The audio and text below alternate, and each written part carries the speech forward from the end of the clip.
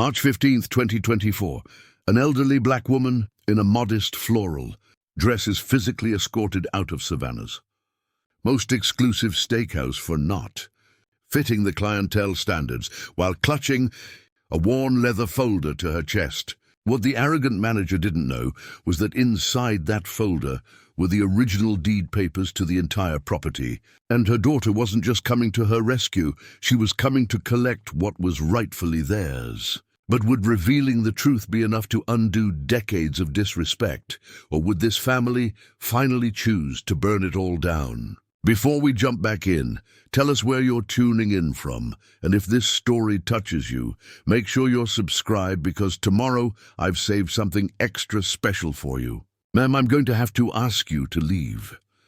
The words slice through the elegant ambience of the Sterling Oak, a restaurant where old money meets new pretension in Savannah's historic district. The marble floors gleam under Art Deco chandeliers, and the scent of dry-aged ribeye mingles with the perfume of exclusivity.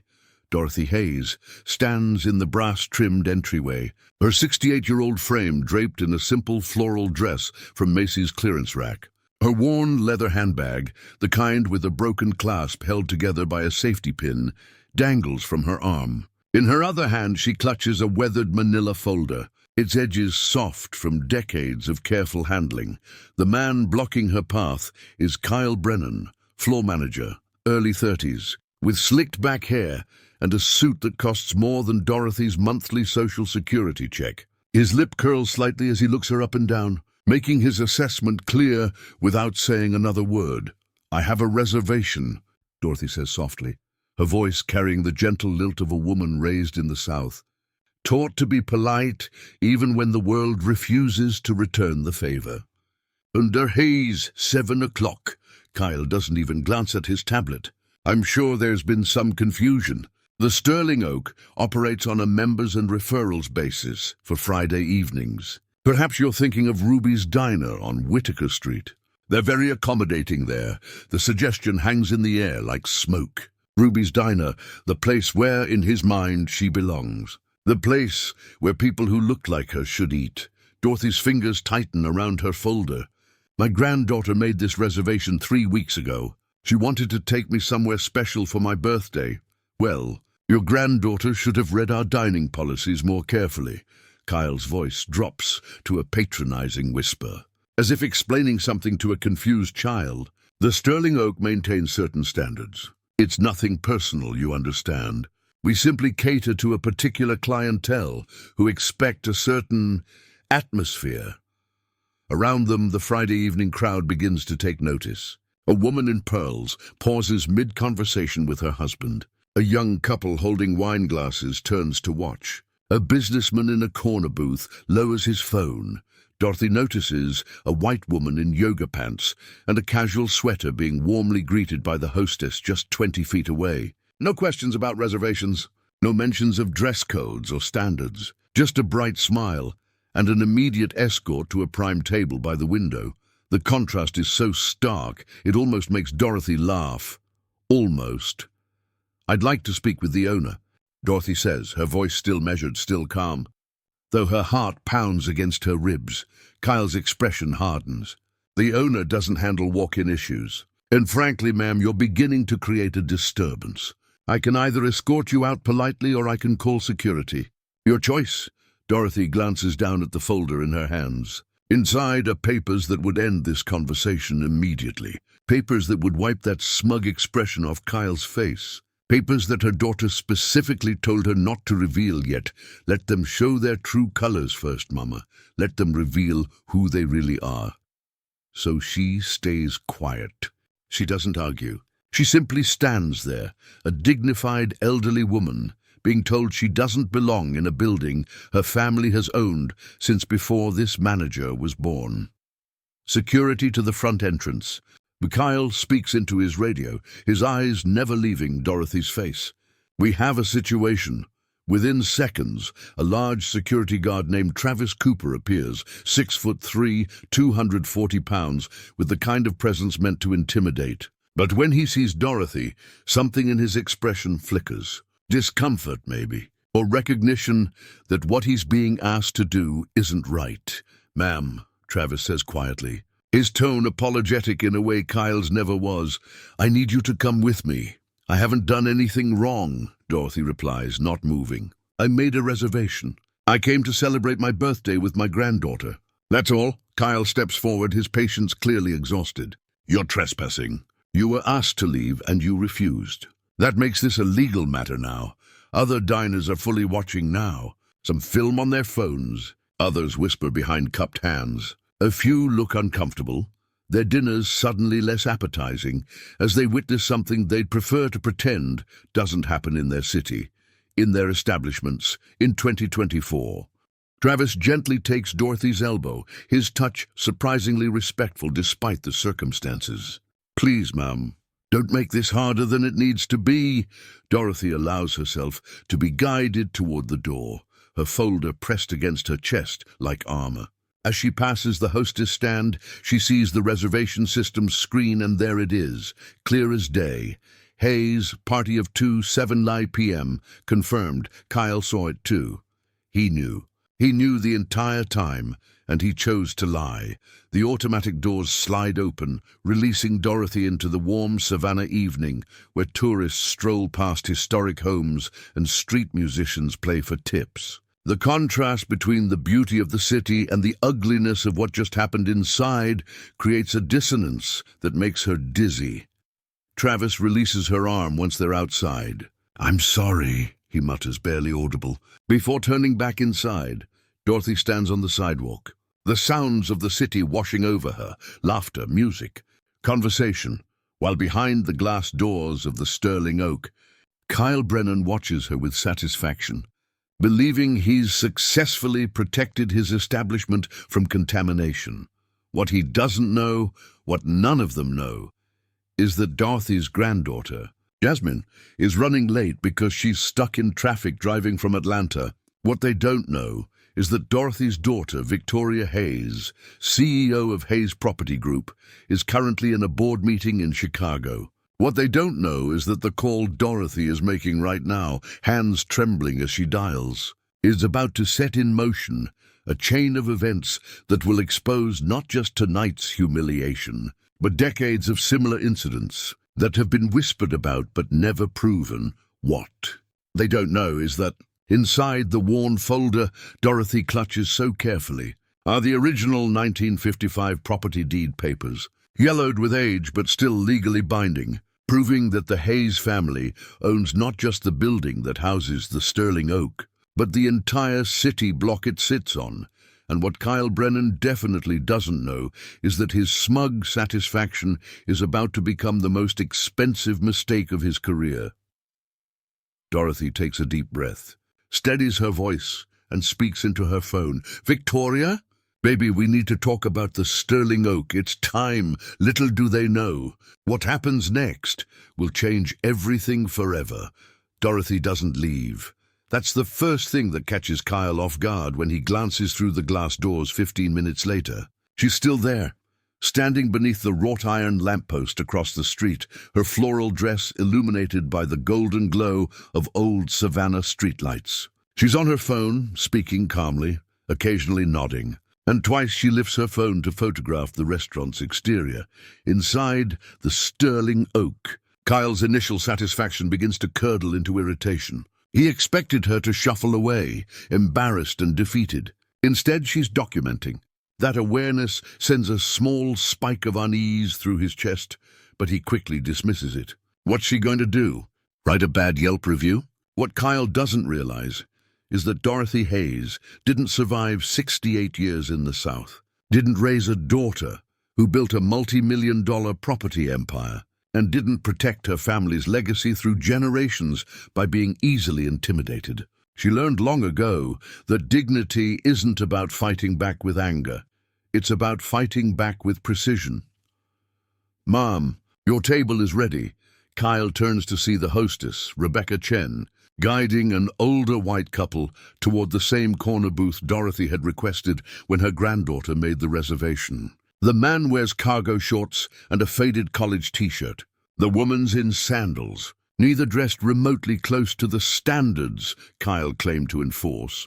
From his position at the host stand, Kyle watches them settle in, completely unbothered by dress codes or membership requirements that apparently only apply to certain people. Rebecca brings them water immediately, her smile warm and genuine. Kyle's radio crackles. "Manager of the bar, we have a situation with table 12. He strides across the dining room, past tables of laughing patrons who remain blissfully unaware of what happened at the entrance.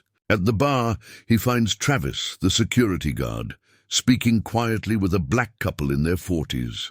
The man wears an expensive suit. The woman's in an elegant cocktail dress. They look like they stepped out of a luxury magazine. What's the problem?" Kyle asks, already sensing where this is going. The man, tall, distinguished with silver at his temples, turns to face him. "The problem is, we've been waiting 25 minutes for our appetizers, while that table—" He gestures to a white family that arrived 15 minutes after them. "Already has their entrees." Kyle sizes them up quickly. They're well-dressed, clearly affluent, but that doesn't change his calculus. "I'm sure there's been a mix-up in the kitchen. These things happen during busy nights." "These things seem to happen quite selectively," the woman says, her voice sharp with controlled anger. "We've been watching. Every black customer in this restaurant is receiving noticeably slower service. Preparing and narrating this story took us a lot of time, so if you are enjoying it, subscribe to our channel. It means a lot to us." Now back to the story. Kyle's jaw tightens. "Ma'am, I understand you're frustrated, but accusing my staff of discrimination is a serious allegation. Perhaps you're being overly sensitive to normal wait time variations." The word sensitive lands like a slap. The woman's eyes narrow, and she pulls out her phone. "Then you won't mind if I document these normal variations for my social media followers? I'm Dr. Camille Porter, and I have about 300,000 people who trust my restaurant recommendations." Kyle's confident mask slips for just a second. Social media influencers are the bane of the service industry. They can destroy a restaurant's reputation with a single viral post. But he doubles down anyway, too committed to his position to back away now. "Do what you feel you need to do, Dr. Porter, but threatening negative reviews won't get your food any faster." Outside, Dorothy has been joined by a young white woman in her 20s, with kind eyes and a concerned expression. The woman approached after watching Dorothy get escorted out, and now she's showing Dorothy her own phone screen. She filmed the entire interaction from inside the restaurant. "I couldn't believe what I was seeing," the young woman says, introducing herself as Emma Bradford. "I've eaten here twice before, and I've never seen anyone questioned about reservations. I'm so sorry this happened to you." Dorothy pats Emma's hand gently. "Thank you, sweetheart. Would you be willing to send me that video?" "Already done," Emma says, having texted it while they talked. "I also posted it on Twitter with the Sterling Oak tagged. People need to know." Inside, Kyle's phone buzzes. It's a notification from the restaurant's Twitter monitoring system. They've been tagged in a post that's already getting traction. He opens it to see Emma's video with the caption, "Watched an elderly black woman with a confirmed reservation get thrown out of the Sterling Oak while white customers in casual wear walked right in. Savannah deserves better than this racism disguised as standards." The video has 847 views already. And climbing, Kyle feels his blood pressure rising. He stalks back to the host stand, where Rebecca is seating another group, this time a young black family with 2 small children. Before she can guide them to a table, Kyle intercepts. "Rebecca, check their reservation carefully. Make sure it's legitimate." Rebecca frowns. "I already confirmed it. The Patterson family, party of 4, 7:30. "Check it again," Kyle insists. His voice tight. Rebecca's frown deepens, but she complies, scrolling through her tablet with exaggerated thoroughness while the Patterson family stands there, their excitement visibly dimming as they realize they're being scrutinized differently than other guests. Mr. Patterson, a man in his mid-30s wearing a button-down shirt and slacks, clears his throat. "Is there a problem?" "Just verifying your reservation, sir," Kyle says with forced politeness. We've had some fraudulent bookings lately. Fraudulent? Mrs. Patterson repeats, her voice rising slightly. We booked through OpenTable 3 weeks ago. We have a confirmation email. Their 7-year-old daughter tugs on her father's sleeve, confused by the tension. Daddy, why are we still standing here? Kyle notices other diners watching again. This is becoming a pattern, multiple incidents in one night, all visible, all documented. But instead of adjusting his approach, he digs in deeper, convinced that showing weakness now would undermine his authority. The reservation is confirmed, Rebecca says quietly, her discomfort obvious. Table 18 is ready. Kyle steps aside reluctantly, but as the Patterson family is seated, he makes a note on his tablet. He'll be watching them. Any excuse to validate his suspicions. Any reason to prove he was right to be cautious. What Kyle doesn't know is that Dr. Camille Porter has now posted her own video showing the differential service times, complete with timestamps. What he doesn't know is that Emma Bradford's video has been picked up by a local news Twitter account with 50,000 followers. What he doesn't know is that Dorothy's phone call wasn't just to her daughter, it was also to her lawyer, who's currently pulling archived complaints against the Sterling Oak that were quietly settled out of court over the past 5 years. Outside, Dorothy receives a text from Jasmine. Stuck in traffic, Grandma. Accident on I-16. Might be another 30 minutes. I'm so sorry.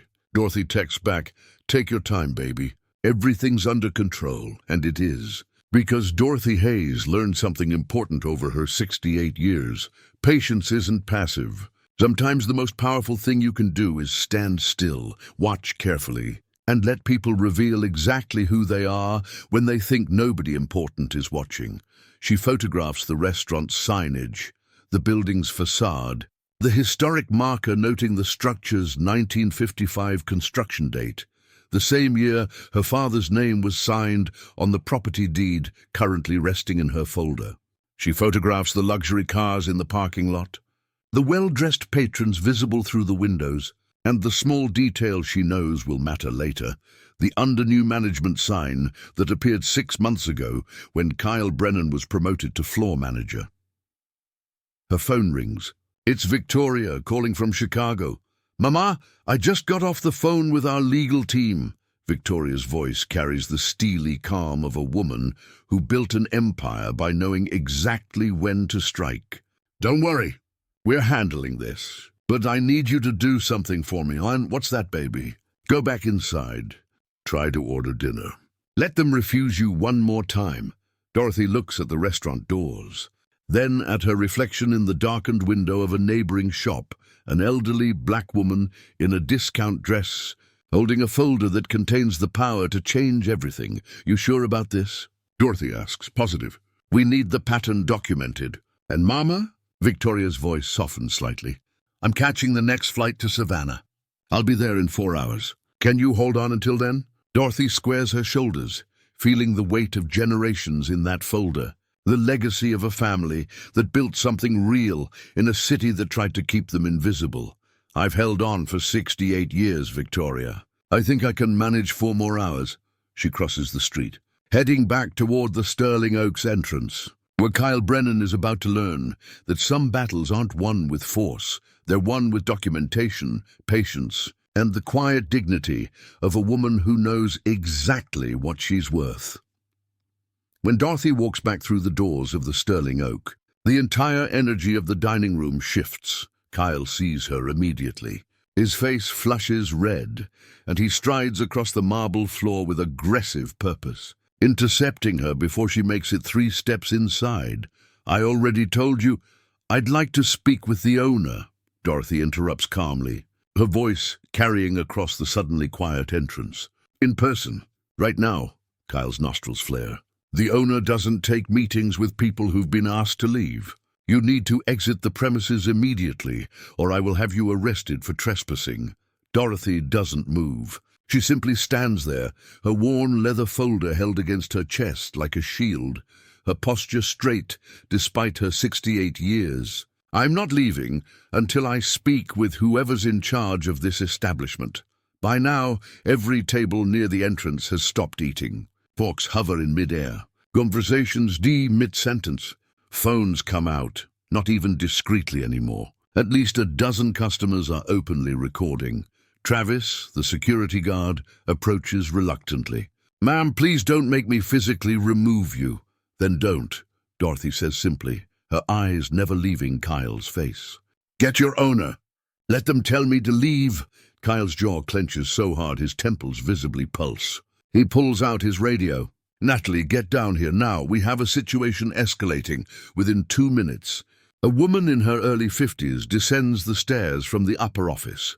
Natalie Westbrook, general manager, wearing a designer pantsuit and an expression of barely concealed annoyance. She's been with the Sterling Oak for 8 months, brought in during the new management phase that Kyle is so proud of. "What's going on here?" Natalie demands, her tone suggesting she already knows and has chosen her side. Kyle speaks first, his voice pitched loud enough for nearby tables to hear. "This woman was removed earlier for not meeting our establishment's standards. She's now returned and is refusing to leave, which constitutes criminal trespassing." Natalie looks Dorothy up and down, her assessment swift and damning. She sees the discount dress, the worn handbag, the grey hair pulled into a simple bun. She doesn't see the intelligence in Dorothy's eyes, the dignity in her posture, or the folder that contains documents worth more than Natalie's annual salary. "Ma'am, I don't know what you're trying to accomplish," Natalie says with exaggerated patience, "but you're disrupting our guests' dining experience. Kyle was well within his rights to deny you service. We reserve the right to refuse anyone. On what grounds?" Dorothy asks quietly. "Dress code violations, lack of proper reservation, disruptive behavior." Natalie ticks off each reason on her manicured fingers. "Take your pick." Dorothy glances pointedly at the white couple in cargo shorts, still enjoying their meal. Then at a woman in jeans and a tank top laughing at the bar. Then back to Natalie. "I see. So the dress code is selectively enforced?" Natalie's expression hardens. "Our standards are applied consistently. Just because you don't like being held accountable doesn't make it discrimination. The word hangs in the air." Natalie said it first, named it, which means she knows exactly what this is. She just doesn't care. Dr. Camille Porter stands up from her table.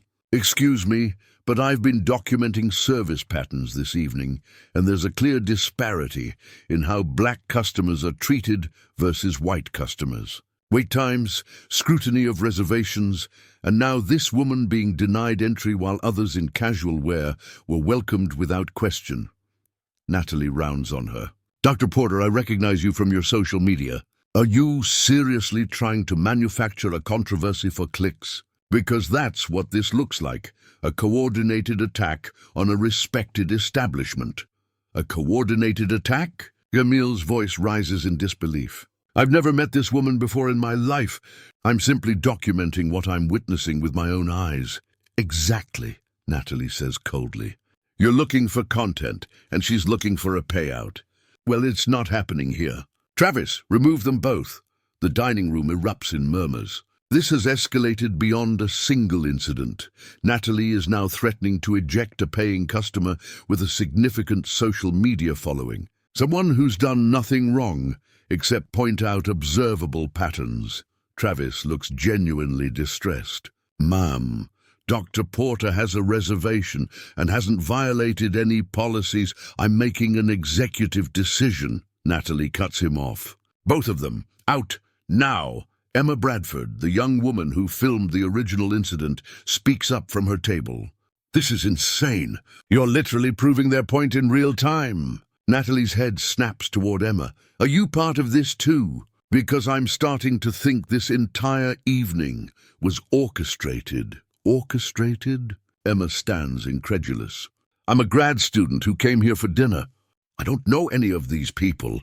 But Natalie is beyond reason now, too committed to her position to recognize she's creating exactly the kind of public relations nightmare that destroys restaurants overnight. She's performing for the white patrons she assumes are on her side, the ones she believes will appreciate her strong leadership in the face of what she's convinced herself is coordinated extortion. "Kyle, call the police," Natalie orders. multiple trespassing violations, conspiracy to defame the business, and attempting to extort money through false discrimination claims. Dorothy finally speaks again, her voice cutting through the chaos with unexpected authority. Before you do that, I have a question. How long has the Sterling Oak been operating in this location? Natalie blinks, thrown by the odd question. What does that have to do with anything? Humor me, Dorothy says calmly. Since 1955, Natalie answers impatiently. It's a historic building, one of Savannah's treasures, which is why we take our reputations seriously. 1955, Dorothy repeats softly, almost to herself. And in all that time, did anyone think to check who actually owns this historic treasure? Something in her tone makes Kyle nervous. What are you talking about? Dorothy opens her leather folder, the one she's been clutching all evening, and carefully removes several yellowed documents. The paper is thin with age, the typing done on an old manual typewriter, but the legal language is unmistakable. These are the original property deed papers, Dorothy says, her voice steady and clear. Signed on August 3rd, 1955, transferring ownership of 247 Abercorn Street and the surrounding quarter block to Samuel Hayes, my father. The dining room goes completely silent. Natalie's face drains of color. That's impossible. The building is owned by Prestige Dining Group. They lease from Hayes Property Holdings, Dorothy continues, still calm, still dignified, despite everything she's endured tonight. A company established by my father, maintained by me, and now run by my daughter, Victoria Hayes, who I should mention is currently on a plane from Chicago and very interested in learning about tonight's events.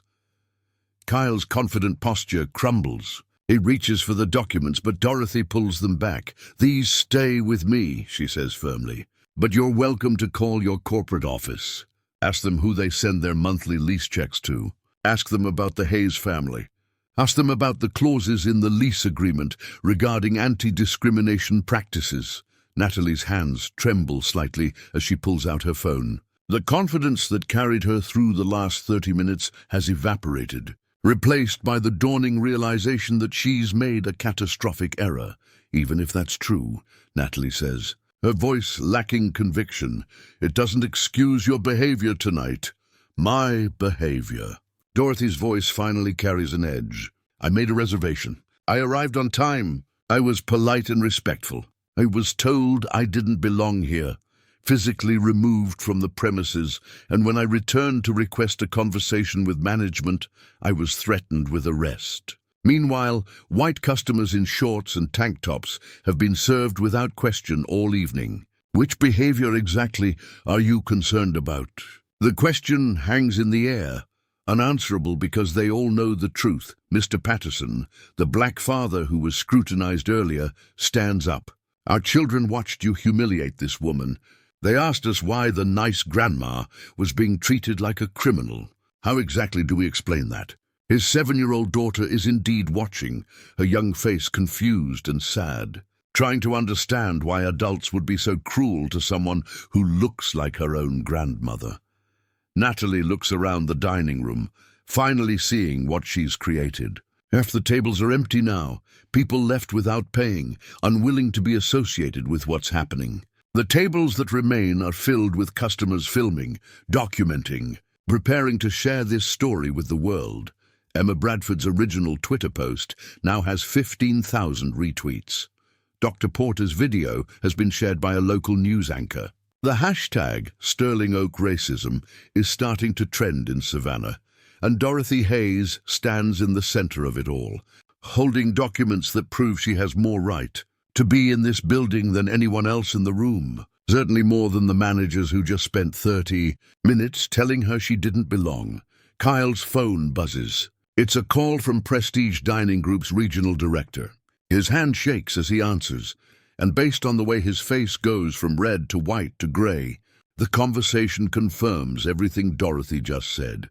Natalie sinks into the nearest chair, her pantsuit suddenly looking more like a costume than professional attire. Dorothy carefully returns the deed papers to her folder.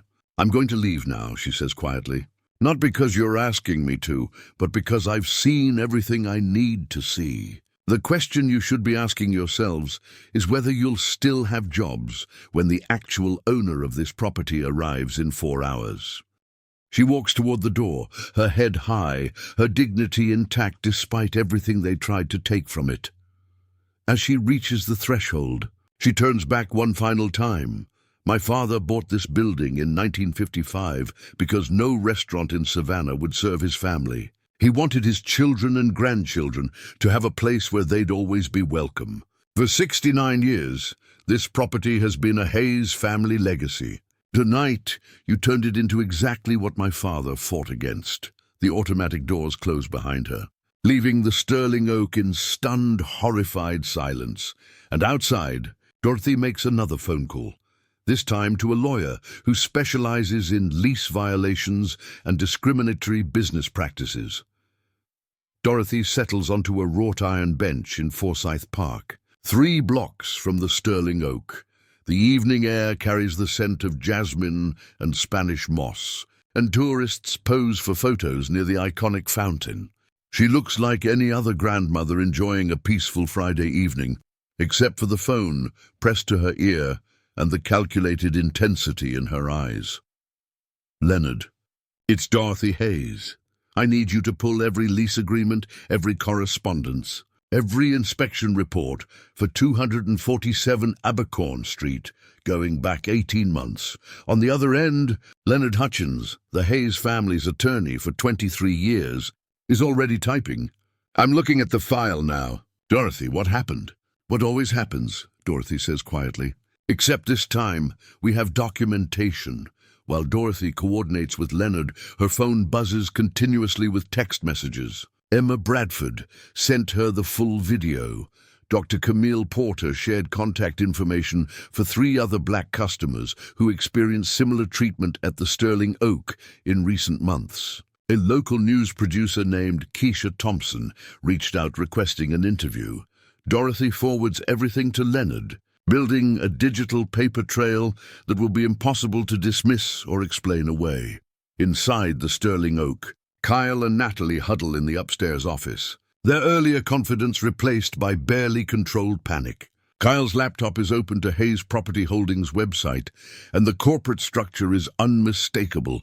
Samuel Hayes, founder, deceased 2003. Dorothy Hayes, managing partner. Victoria Hayes, chief executive officer.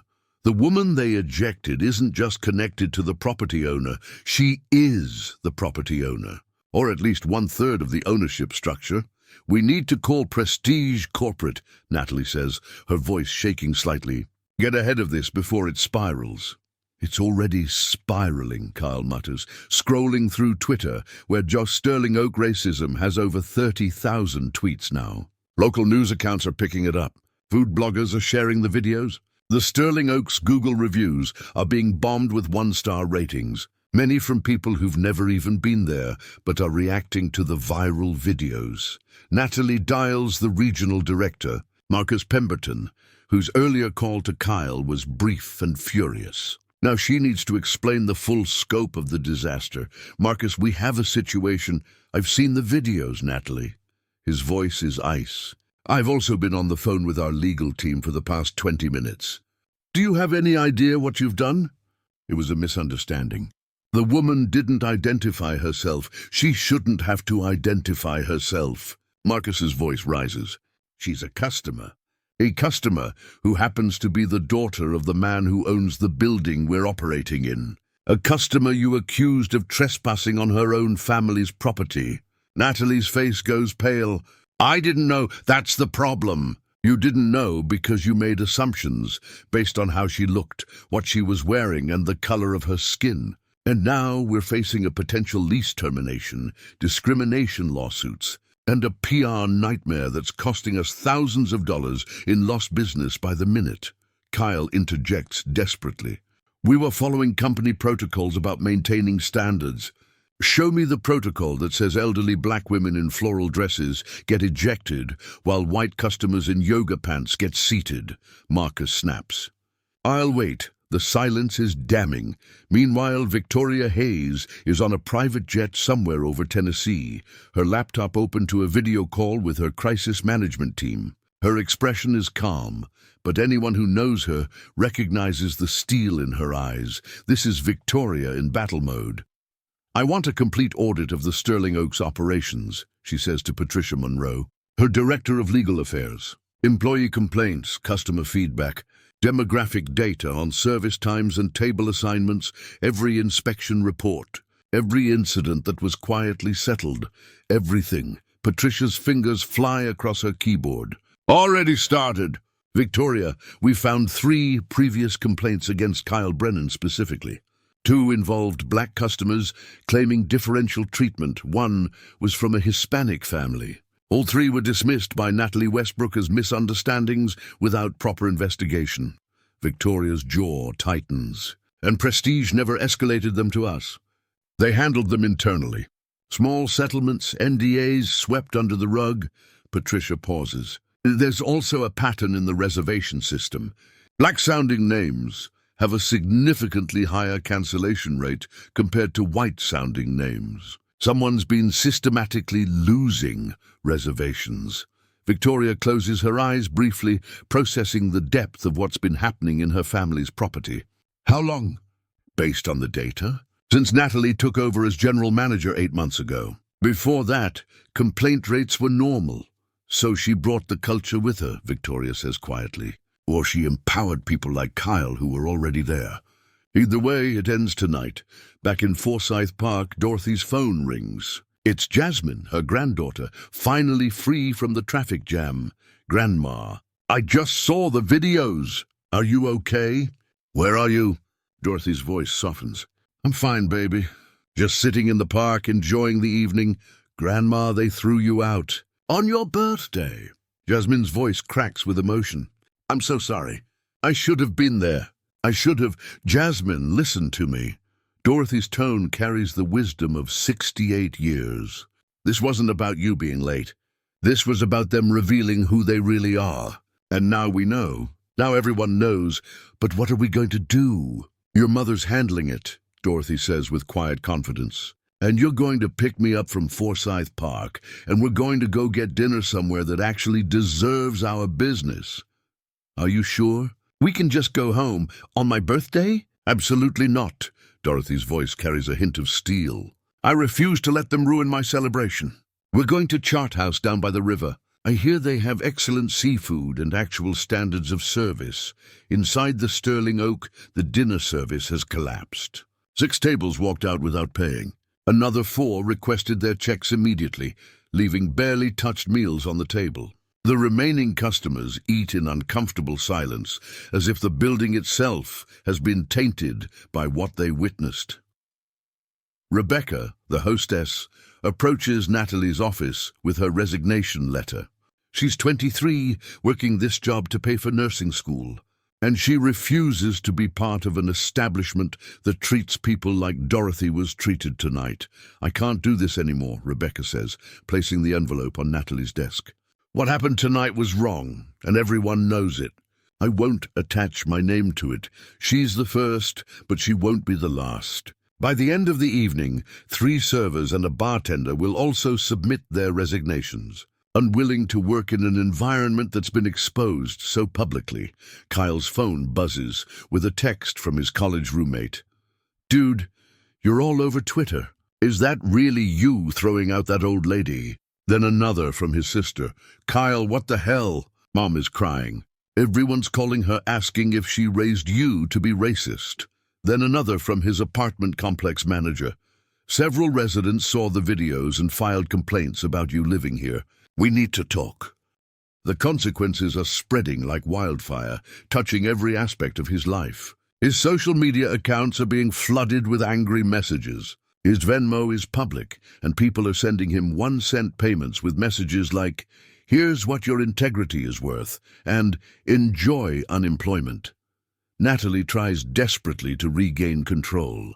She calls a staff meeting, gathering the remaining employees in the closed dining room. "Tonight's incident has been blown out of proportion by social media," she begins. her voice trying for authority but landing on the defensive. We followed our policies, and while the optics weren't ideal, we did nothing legally wrong. Are you serious right now? One of the servers, James Washington, a black college student who's worked there for 2 years, steps forward. I've been watching this happen for months. Different standards for different customers. And when I tried to tell you about it, you said I was being too sensitive. Other employees nod. The truth is spilling out now, no longer containable. James, this isn't the time. Natalie tries. When is the time? James's voice rises. After another grandmother gets humiliated? After another family has to explain to their kids why they're being treated like criminals? When? Natalie has no answer. The meeting dissolves into chaos, with employees arguing, some defending management's actions, others sharing their own stories of witnessing discrimination that they were told to ignore. At Prestige, Dining Group's corporate headquarters in Atlanta, Marcus Pemberton is on an emergency conference call with the company's executive team. The videos have been seen over 500,000 times collectively. Local news stations are calling for comment. The brand damage is incalculable. We need to issue a statement, the PR director says. Saying what? Marcus asks bitterly. We're sorry we got caught. We're sorry someone finally documented what's been happening. We terminate the employees involved, the legal counsel suggests. Make it clear they don't represent company values. And the Hayes family? Marcus asks. They own the building. They can terminate our lease. Then we're not just dealing with PR damage. We're dealing with losing one of our most profitable locations. The silence on the call is heavy, with the weight of consequences that are only beginning to unfold. Dorothy stands from her bench as Jasmine's car pulls up, a sensible Honda Civic with a Howard University sticker on the back window. Her granddaughter jumps out and wraps her in a tight hug. I love you, Grandma, Jasmine whispers. I love you too, baby, Dorothy replies, pulling back to look at her granddaughter's face. Now let's go celebrate. And Jasmine, wear that floral dress your mother gave you for Christmas. The nice one. Because we're going to show Savannah what dignity really looks like. As they drive away, Dorothy's phone buzzes one more time. It's a text from Victoria sent from 30,000 feet in the air, landing in 2.5 hours. Don't worry, Mama. We're going to make this right. Happy birthday. I love you. Dorothy smiles, tucking her phone away and reaching over to squeeze Jasmine's hand. The Sterling Oaks managers think the storm has passed because Dorothy left. They have no idea that the real storm, Victoria Hayes, with a full legal team and decades of documented discrimination, is still 3 hours away from landfall. And when it hits, nothing will be the same. 4:47 p.m. The Sterling Oak is nearly empty now. Just a few stragglers finishing their meals in uncomfortable silence. Kyle sits in the upstairs office, his tie loosened, scrolling through his phone with growing dread. Every refresh brings new notifications, angry messages, professional connections removing him, former colleagues distancing themselves. Natalie paces near the window, her earlier confidence completely shattered. She's been on the phone with Prestige Corporate for the past hour, and the message was clear: prepare for termination proceedings. The only question is how publicly they'll throw her under the bus to protect the brand. Then the call comes. Rebecca, who submitted her resignation but agreed to finish her shift, buzzes the office line. Her voice is quiet, almost reverent. Natalie, you need to come downstairs now. Rebecca, we're closed. Tell whoever it is, it's Victoria Hayes, Rebecca interrupts. The CEO of Hayes Property Holdings. She's here with her legal team. The phone slips from Natalie's hand, clattering against the desk. Kyle's face goes from pale to grey. She said 2.5 hours. It's only been private jet, Natalie whispers, the pieces clicking together.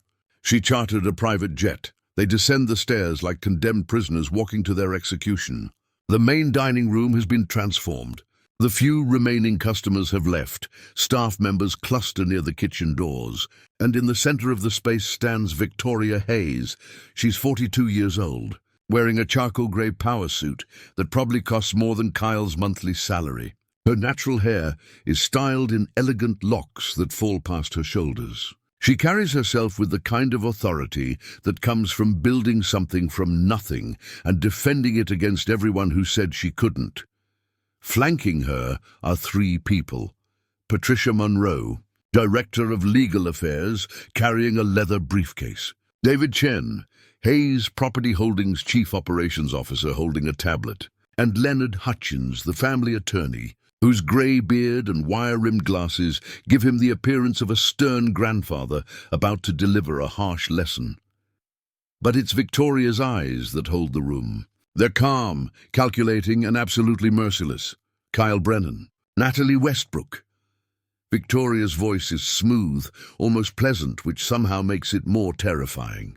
I believe we need to have a conversation about what happened to my mother tonight. Kyle tries to speak, but his voice comes out as a croak. He clears his throat. Ms. Hayes, if we had known— Stop!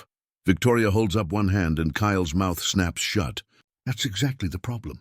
You're about to say, if you had known who she was, you would have treated her differently. Do you not see how that proves everything? Natalie attempts to salvage the situation. Ms. Hayes, there was a misunderstanding about the reservation. Don't lie to me. Victoria's voice drops to something cold and dangerous. I've spent the last 3 hours reviewing security footage, reservation logs, and service records. My mother's reservation was clearly visible in your system. Kyle saw it. He chose to ignore it. Patricia opens her briefcase and produces a tablet, pulling up the footage. There it is, time-stamped and undeniable. Kyle, looking directly at Dorothy's, confirmed. Reservation before telling her there was nothing. Under that name, that's falsification of information to justify discriminatory action, Patricia says clinically. It's also documented evidence of intentional racial bias, which violates both state and federal anti-discrimination laws. David Chen steps forward, his tablet glowing with data. We've also analyzed your reservation patterns over the past 8 months. Black customers with confirmed reservations were turned away at a rate 340% higher than white customers. When they were seated, their average wait time for service was 27 minutes longer. Their complaints were dismissed 89% of the time without investigation. The numbers are devastating, transforming tonight's incident from an isolated mistake into proof of systematic discrimination. Victoria continues, her voice never rising but carrying absolute authority. So let me be very clear about what happens next. Patricia produces a legal document. Hayes Property Holdings is exercising the non-discrimination clause in Prestige Dining Group's lease agreement. Section 7, paragraph 3 states that any documented pattern of discriminatory practices constitutes grounds for immediate lease termination without penalty. Natalie's legs almost give out. You're evicting us? I'm exercising my family's legal rights, Victoria corrects. The lease termination takes effect in 30 days. However, I'm willing to negotiate an extension under very specific conditions. Kyle's mind races, grasping for any lifeline. What conditions? First, both of you are terminated effective immediately. Not by Prestige, by me. The lease agreement gives Hayes Property Holdings approval rights over management personnel. I'm revoking yours. Natalie's face flushes red. You can't just read your contract, Leonard Hutchins says mildly. Subsection 12b. Property owner maintains right to refuse approval of management personnel for cause. Documented discrimination qualifies as a cause. Victoria continues without pause. Second, Prestige will implement mandatory anti-bias training for all staff, conducted by an independent organization that I select. Third, they'll establish an independent oversight committee with quarterly reporting to Hayes Property Holdings on service equity metrics. And if they refuse? Kyle asks, though he already knows the answer. Then they have 30 days to vacate the premises, and I'll lease to someone who understands that discrimination is not only morally wrong, it's bad business. Victoria's expression doesn't change. The waiting list for premium Savannah restaurant locations is quite long. I'll have a new tenant within a week. Marcus Pemberton, the Prestige Regional Director, enters through the front door at that moment, slightly out of breath from rushing over from Atlanta. He takes one look at Victoria's face and knows exactly how bad this is. "Ms. Hayes," Marcus begins, his voice carefully controlled. "I want to apologize on behalf of Prestige Dining Group." "I don't want your apology, Mr. Pemberton. Victoria's interruption is surgical. I want systemic change. Your company has operated on my family's property for 8 months, and in that time, you've created exactly the kind of environment my grandfather bought this building to escape." She walks to the center of the dining room, her heels clicking against the marble her grandfather installed. 70 years ago, Samuel, Hayes bought this property in 1955 for $47,000, a fortune for a black man in the South at that time. He worked 3 jobs to afford it. He faced threats, vandalism, and constant pressure to sell. Do you know why he never did? No one answers. They're all frozen, watching her, because he wanted his children and grandchildren to have a place in this city where they would always belong, where no one could tell them they weren't good enough, weren't dressed right, weren't the right kind of customer. Victoria's voice finally carries emotion now. Anger, yes, but also profound sadness. Tonight you took that legacy and used it to humiliate a 68-year-old woman on her birthday. You turned my grandfather's dream into a nightmare. Kyle's face is wet with tears. He doesn't remember shedding. "Ms. Hayes, I'm so sorry." "You're sorry you got caught," Victoria says flatly. "You're sorry there are consequences. But you're not sorry for what you did. Because if my mother had been anyone else, someone without a daughter who could fight back, someone without documented proof, someone without resources, you'd still think you did the right thing." The truth of that statement hangs in the air, irrefutable. Natalie tries one last time. "What about our careers, our reputations? We have families. You should have thought about that before you humiliated mine," Victoria replies. "My mother sat outside this building for hours tonight, documenting your discrimination while you celebrated thinking you'd won. She maintained her dignity while you tried to strip it away. And she did it knowing that eventually justice would arrive. That's power. That's character. That's a legacy." Victoria turns to Travis, the security guard who reluctantly escorted Dorothy out earlier. "Travis Cooper, you kept your job because witnesses said you were uncomfortable with what you were being asked to do. But you did it anyway." "Why?" Travis swallows hard. "I thought if I didn't, I'd lose my job. And now you understand that sometimes losing your job is better than losing your integrity." Victoria's voice softens slightly. "You'll remain employed, but you'll attend every training session, and you'll be expected to speak up when you see injustice. Understood?" "Yes, ma'am," Travis says quietly. "And I'm sorry." "To you and to your mother," Victoria nods, accepting the apology, then addresses the remaining staff members who have gathered to witness this moment. "This restaurant will continue operating under new management. Management that Hayes Property Holdings approves. Management that shares our values. If you want to stay, you'll be evaluated not just on your service skills, but on your commitment to treating every customer with equal dignity. If that's a problem for you, leave now." 2 employees quietly slip out the back. The rest remain, some nodding, others looking genuinely relieved that change is finally coming. Victoria approaches Kyle and Natalie one final time. "You're both banned from this property permanently. Security will escort you out. You have 15 minutes to collect your personal belongings." As Travis leads them upstairs, Victoria pulls out her phone and dials. Dorothy answers on the first ring. "Mama, where are you?" "At Chart House with Jasmine, finishing the most wonderful key lime pie." Dorothy's voice is warm, content. "How did it go, baby?" "They're gone." "Both of them. And the restaurant is ours to reform." Victoria's voice cracks slightly. "I'm so sorry this happened to you." "Don't be sorry," Dorothy says gently. "Be proud.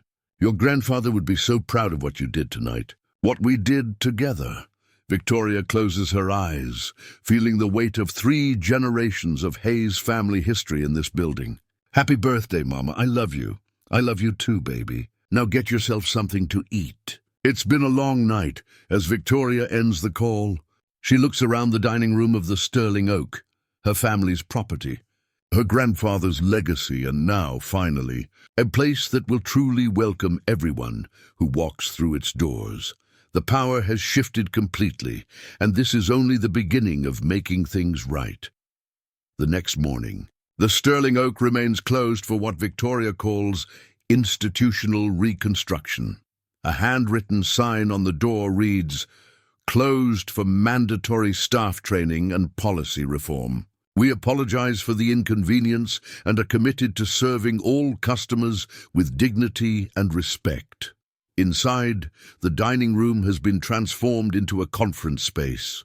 23 staff members sit in chairs arranged in a semicircle, facing Victoria Hayes and Dr. Angela Richardson, a renowned expert on implicit bias and workplace discrimination, who flew in from Boston overnight. Victoria stands before them, her presence commanding but not threatening. "I want to be clear about something from the start. If you're here this morning, it means we believe you have the capacity to be part of the solution. But that requires honesty about the problem." Dr. Richardson steps forward, her warm brown skin and kind eyes putting some of the nervous staff at ease. "Over the next 6 hours, we're going to examine how bias operates in service industries. Not to shame anyone, but to illuminate patterns we might not even realize we're perpetuating." She pulls up the first slide, service time data broken down by customer demographics. "The disparity is stark and undeniable. This isn't about individual servers being consciously racist," Dr. Richardson explains. "This is about learned behaviors, unconscious priorities, and systems that reinforce inequality. The question is, are you willing to unlearn them?" James Washington, the black server who spoke up the night before, raises his hand. "I want to share something. I've worked here for 2 years, and I've watched white servers get assigned the best tables, the ones by the window, the ones that tip highest, while black and brown servers got stuck with stations near the kitchen. When I asked about rotation policies, I was told it was based on seniority. But new white servers were getting better stations than me within weeks." Murmurs ripple through the room. Some staff members look genuinely shocked. Others nod in recognition. A white server named Amanda Fletcher speaks up, her voice shaking. "I never thought about that. I just assumed the managers knew what they were doing with table assignments. I benefited from that system without even questioning it. That's how systemic racism works," Dr. Richardson says gently. "Good people participate in unjust systems because those systems benefit them, and questioning them feels uncomfortable or risky." Meanwhile, across town at Prestige Dining Group's regional office, Marcus Pemberton sits in an emergency meeting with the company's executive leadership team via video conference. The faces on screen are uniformly grim. "The Hayes situation has become a case study in what not to do," says CEO Richard Lawson, his voice tight with controlled anger. "We're trending on national news. Our stock dropped 2 points yesterday. We have protesters outside 3 of our other locations." Marcus straightens in his chair. "We've terminated Brennan and Westbrook as requested. We're implementing the training protocols Hayes Property Holdings specified. What else can we do?" "Restitution," says General Counsel Sarah Kim. "We need to reach out to every customer who filed complaints in the past year, apologize, offer compensation. So we're taking this seriously." "That's 15 documented complaints," Marcus notes, pulling up the file. "But how many incidents went undocumented? How many people just left and never came back?" The question hangs heavy. They'll never know the full extent of the damage. Victoria has answers to that question, though. Patricia Monroe spent the morning going through social media, news archives, and online reviews. She presents her findings to Victoria in a private meeting at Hayes Property Holdings' Savannah office. "We found 47 reviews over the past 8 months mentioning discriminatory treatment," Patricia reports. "Most are vague. Unwelcoming atmosphere, felt uncomfortable. Wouldn't recommend it for everyone. But 3 are explicit about racial discrimination. Why weren't these flagged before?" Victoria asks, though she already suspects the answer. "Because they were attributed to individual customer experiences rather than recognized as pattern evidence. Each incident was treated as isolated, never analyzed collectively. Victoria leans back in her chair, processing the scope. So Dorothy's experience wasn't an anomaly. It was just the one that got documented thoroughly enough that they couldn't dismiss it. Exactly. Victoria makes a decision. I want personal letters sent to everyone who filed complaints or left negative reviews mentioning discrimination. Not form letters, actual personalized apologies. And I want to offer them complimentary dining experiences once we've completed the reforms. That could be expensive, Patricia notes. Discrimination was expensive, Victoria counters. Rebuilding trust is an investment. Back at the Sterling Oak, the training continues. Dr. Richardson presents a scenario. A black family with 3 children arrives for their reservation. A white couple without a reservation arrives 5 minutes later. You only have one table available immediately. The other won't be ready for 15 minutes. What do you do? Several staff members respond immediately. The family with the reservation gets the table. Correct, Dr. Richardson says. Now, same scenario, but the white couple mentions they're celebrating an anniversary and they're regulars who tip well. Does that change your answer? The room goes quiet. A few people shift uncomfortably. That's where bias creeps in, Dr. Richardson explains. When we start creating exceptions based on who we perceive as more valuable, we create systems of inequality. The reservation system exists precisely to prevent this kind of subjective decision-making. Travis, the security guard, raises his hand. What about when management orders you to do something you know is wrong? Like what happened with Mrs. Hayes? Dr. Richardson nods approvingly at the question. That's where moral courage comes in. I know you risk your job by refusing, but you also risk your integrity by complying. The question each of you has to answer is, what kind of person do you want to be? Victoria interjects from the back of the room. And I'll add this, under new management, speaking up against discriminatory practices won't cost you your job. It will be expected as part of your job. The relief that washes over several staff members' faces suggests this is revolutionary news. By afternoon, Victoria convenes a meeting with representatives from Savannah's black business community, the NAACP and local civil rights organizations. She wants accountability to extend beyond her family's property. What happened at the Sterling Oak isn't unique, Victoria tells the assembled group. But we have an opportunity to model what meaningful reform looks like. Reverend Thomas Williams, pastor of historic First African Baptist Church, nods thoughtfully. The question is whether this is performative change or structural change. We've seen too many businesses offer diversity training after getting caught, then return to business as usual 6 months later. That's why I want external oversight, Victoria responds. Quarterly reports to an independent community board showing demographic data on reservations, service times, complaints, and staff demographics. Full transparency, the room buzzes with surprised approval. This level of accountability is unprecedented.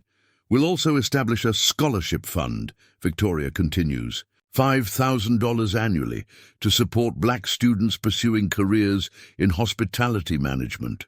If we want the industry to change, we need to change who leads it.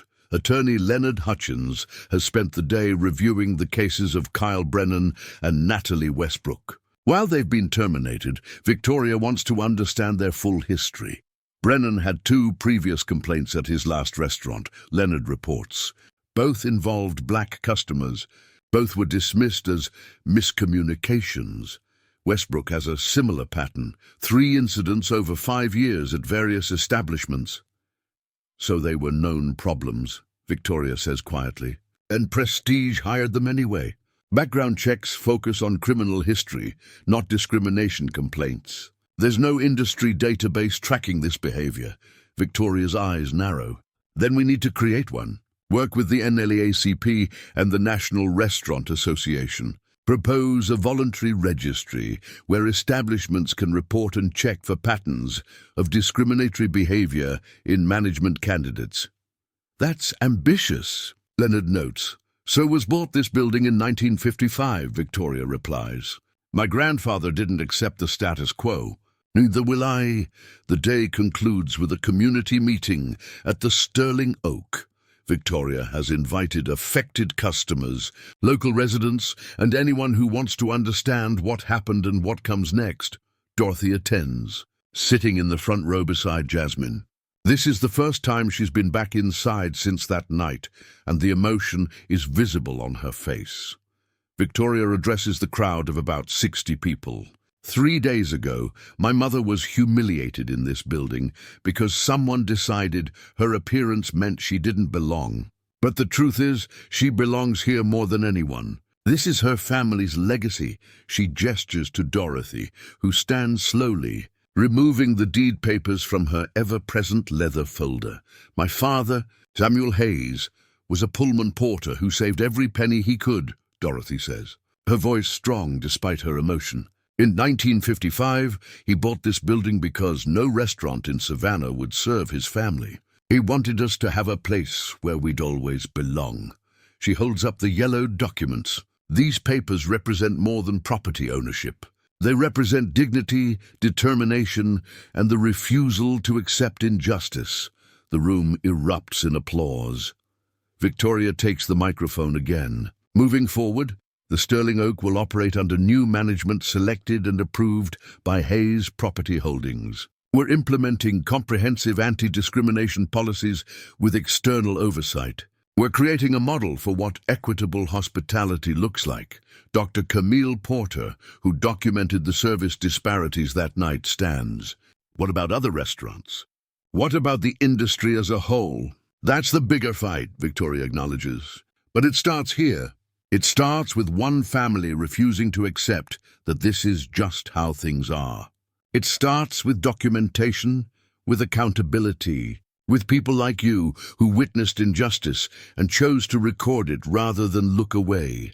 She looks directly at Emma Bradford, the young woman who filmed the original incident. You started something when you posted that video. You proved that witnesses have power too. Emma wipes tears from her eyes, overwhelmed by the impact of her choice to speak up. As the meeting concludes, people line up to thank Dorothy personally. Some share their own stories of discrimination in Savannah restaurants. Others express hope that real change might finally be possible.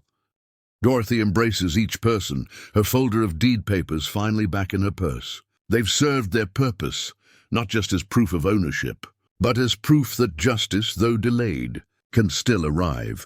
Victoria watches her mother, feeling the weight of 3 generations of Hayes family history.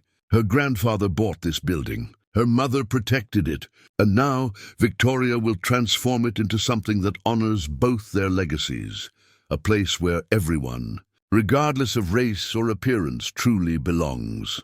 The work of systematic change is just beginning. But for the first time in the Sterling Oak's recent history, that work is backed by power, resources, and an unwavering commitment to justice. 3 months later, the Sterling Oak reopens on a Saturday evening in June, and the transformation is evident before anyone even steps inside. The exterior signage now includes a bronze plaque that reads, Hayes Family Property, Estier 1955, where everyone belongs. Dorothy stands outside with Victoria and Jasmine, looking up at her father's legacy literally written in metal for the world to see. Her eyes glisten with tears she doesn't try to hide. Granddad would be so proud, Jasmine whispers, squeezing Dorothy's hand. He'd say we're just getting started, Dorothy replies with a soft smile. Inside, the restaurant gleams under new management. The new general manager is Keisha Morrison, a black woman with 15 years of hospitality experience and a master's degree in business administration. She greets the Hayes family at the door with genuine warmth. Welcome home, Keisha says, and the words carry profound meaning. The dining room tells a different story now. The staff is visibly more diverse, not just in race, but in age, background, and experience. Travis, the security guard, has been promoted to head of guest services. His willingness to learn and grow, earning him new responsibilities. James Washington, the server who spoke up during the crisis, is now assistant manager. his courage rewarded with opportunity. Rebecca Chen, the former hostess who resigned in protest, returned and now trains new staff on equitable service practices. But the most significant change isn't visible in personnel or decor.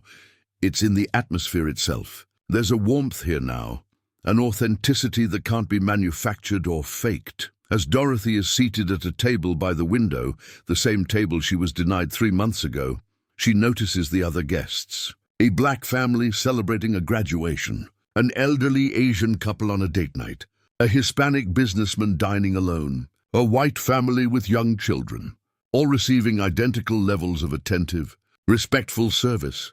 This is what her father envisioned 70 years ago. Victoria addresses the reopening night crowd, which includes not just paying customers but community leaders, civil rights activists, and the media who followed this story from that viral video to this moment of transformation. 3 months ago, something happened here that happens far too often in America. Victoria begins, her voice clear and strong. An elderly black woman was judged not by her character, her reservation, or her right to be here, but by assumptions based on her appearance and the color of her skin.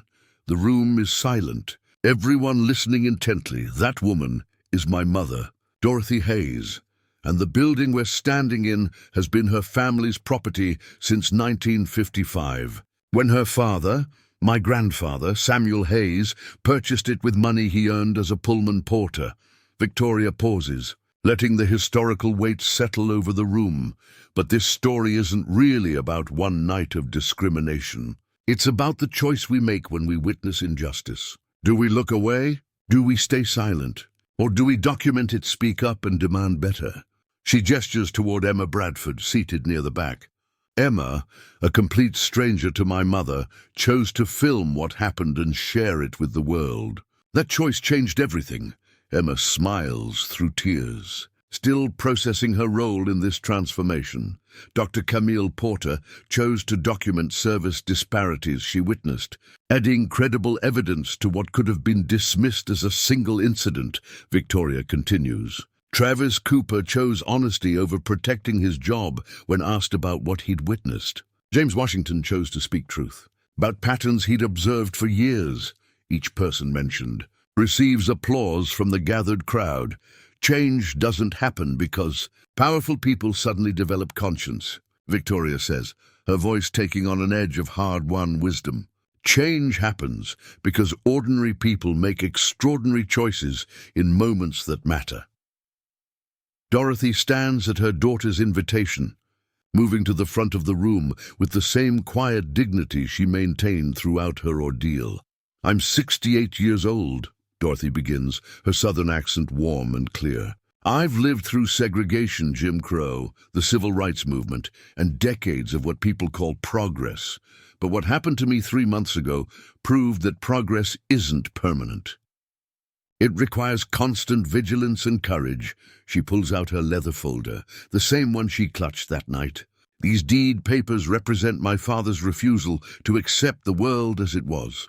He wanted something better for his children and grandchildren. But documents alone don't change hearts. People do. Dorothy's gaze sweeps the room. When you witness someone being treated unfairly, whether it's in a restaurant, a store, a workplace, or anywhere else, you have a choice. Your silence makes you complicit. Your action makes you an ally. The words land with profound impact. Reverend Thomas Williams stands, his deep voice resonating through the space. What the Hayes family has done here is model something rare in America, accountability that leads to genuine transformation. Not just firing the individuals involved, but examining and reforming the systems that enabled discrimination in the first place. He looks directly at the camera recording the event for the local news. Other businesses should be watching and learning. This is what it looks like to choose justice over profit, integrity over convenience, and long-term change over short-term damage control. Victoria introduces the next phase of the Hayes family's commitment to change. We're establishing the Samuel Hayes Hospitality Scholarship, offering $25,000 annually to 5 students of color pursuing careers in restaurant management. We're also launching an industry database, voluntary but transparent, where establishments can report verified incidents of discriminatory behavior by management personnel. The announcement receives enthusiastic applause. But Victoria isn't finished.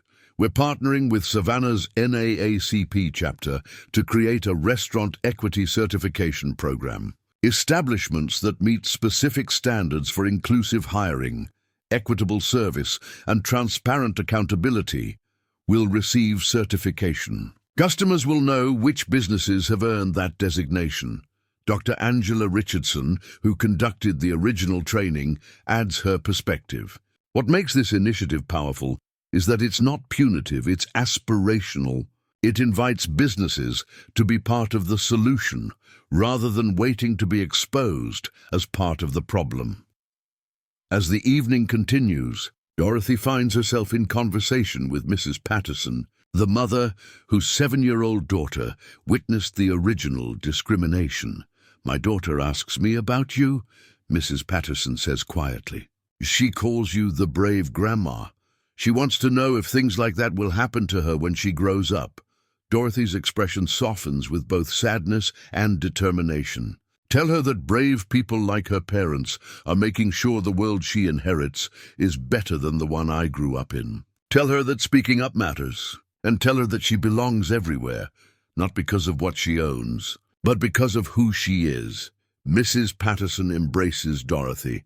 Two mothers across generations, sharing the burden and hope of raising black children in America. Near the end of the evening, Victoria pulls her mother aside to a quiet corner.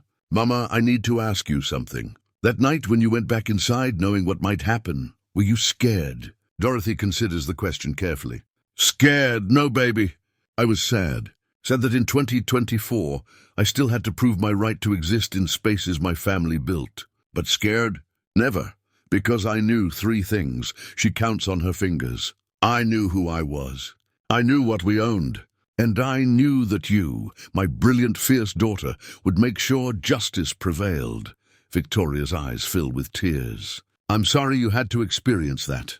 "Don't be," Dorothy says firmly. "That experience gave us the opportunity to create real change.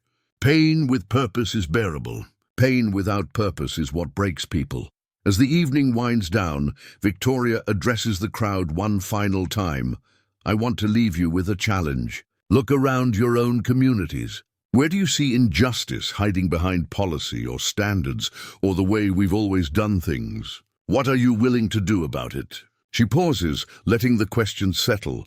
You don't need to own property to demand change. You don't need wealth or power to document discrimination. You need courage, consistency, and the willingness to believe that your actions matter. Victoria's voice strengthens with conviction. Emma Bradford didn't have power. She had a phone and a conscience. Dr. Porter didn't have authority. She had a platform and a voice. Travis Cooper didn't have protection. He had honesty and integrity. Each of them chose to act, and their choices combined with my mother's dignity created the momentum for transformation. The final image of the evening is Dorothy seated at the table by the window, the exact spot she was denied 3 months ago. Jasmine sits across from her, and Victoria joins them after her speech. 3 generations of Hayes women sharing a meal in their family's property, embodying the legacy Samuel Hayes began 70 years ago, as they raise their glasses in a toast. Dorothy speaks the words her father used to say, "We don't just take up space in this world. We create space for others." That's what legacy means. The camera pulls back slowly, showing the sterling oak filled with diverse customers, all being served with equal dignity and respect. The transformation from a site of humiliation to a model of inclusive hospitality is complete, but the work continues. Because justice isn't a destination, it's a choice we make every day, in every interaction, with every person whose humanity deserves recognition. Up next, you've got 2 more standout stories right on your screen. If this one hits the mark, you won't want to pass these up. Just click and check them out. And don't forget to subscribe and turn on the notification bell so you don't miss any upload from us.